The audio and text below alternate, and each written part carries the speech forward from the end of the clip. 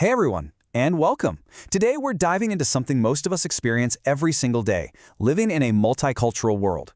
We're going to look at the amazing parts, the tough parts, and some of the really surprising differences. From big abstract ideas, all the way down to something like Christmas dinner. So here's our game plan. We'll kick things off with the big picture, what that multicultural experience actually feels like. Then we'll get into the weeds with the benefits versus the challenges. After that, we'll ground all this in the real world, looking at stereotypes in one country, comparing two totally different life paths, and we'll wrap up with a fun one, how a single holiday can be celebrated in completely different ways. Let's jump in. All right, first up, the multicultural experience. Before we get into any of the politics or the problems, let's just start with the feeling. On a personal level, what is it actually like to live surrounded by different cultures? And before we go on, just take a second and ask yourself this. Seriously, how does it feel to you? Because, as it turns out, the answer for many people often starts with one really powerful idea. And that idea is enrichment. At its core, the experience is described as something that just makes life richer. You get to try new foods, hear new music, interact with totally different traditions and ways of thinking. It's a chance to learn, to broaden your own worldview, and honestly, to help build a more interesting and vibrant community for everyone. But, of course, it's not always that straightforward. And that brings us right to our second section, the benefits versus the challenges. You really have to look at both sides of the coin to get the full picture here. And you can see this real push and pull right here. On one side, being exposed to different cultures gives us a broader perspective, it can make us more tolerant, even better communicators. But on the flip side, those same differences can sometimes lead to misunderstandings, or even worse, prejudice and discrimination. And for some folks, especially young people trying to navigate multiple cultures at once, it can even cause some confusion about who they are and where they fit in. So let's take that idea of prejudice and make it less abstract. For our third section, we're going to look at what confronting stereotypes looks like on the ground, with a case study from Slovakia.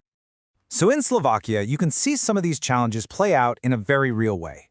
There are these damaging stereotypes that label certain nationalities as lazy or dishonest. The Roma community faces some really significant prejudice that leads to actual discrimination in things like getting a job or an education. And on top of that, there are these misconceptions that immigrants from nearby Eastern European countries are somehow less skilled. And these aren't just words, right? They create very real barriers for people in their daily lives. So, the million-dollar question is, what do you do about it? And this quote really hits the nail on the head. The way forward is by actively pushing back against these ideas through education, for sure, but also, and this is key, through open and honest conversation. That's really the starting point for building a society that's truly inclusive. Okay, so these big societal issues have a huge impact on individual lives. For our fourth section, let's zoom way in and look at two different lives and two different cultures, just to see how much someone's background can shape their entire future. And wow, this table just lays it all out so clearly. Think about person A from a rural part of Slovakia. Their education might be more geared toward vocational training, and career-wise, there are just fewer jobs to go around locally. Their social life is really built around these incredibly strong family connections and a tight-knit community. Now compare that to person B from a big city in the US. They've got a huge menu of universities and colleges to choose from, a massive job market, and their social circle is probably made up of people from all over the world. It's not about one being better, they're just profoundly different worlds. All right, for our final section, let's shift gears to something we can all relate to, a holiday. We're talking Christmas, a tale of two traditions, comparing Slovakia and Britain. This is where you can see culture in action, and it's fantastic. Okay, let's kick this off with a simple question that actually reveals a huge cultural difference. When the gifts show up, who gets the credit? Is it baby Jesus or is it Santa Claus? First up, the timing. In Slovakia, the main event, we're talking the big dinner, the presents, the whole shebang, it all goes down on Christmas Eve, December 24th. But in Britain, you gotta wait. The real action doesn't start until Christmas morning on the 25th. And the food? Oh, it's not even close. They are in completely different culinary universes. In Slovakia, you might find a sauerkraut soup called kapustinica, fried carp with potato salad, and desserts with poppy seeds.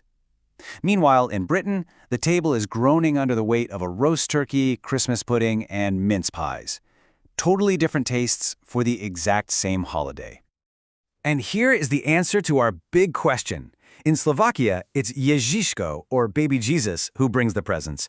But in Britain, it's that familiar guy in the red suit, Santa Claus, or Father Christmas, who gets all the glory. And get this, even the day after Christmas is totally different.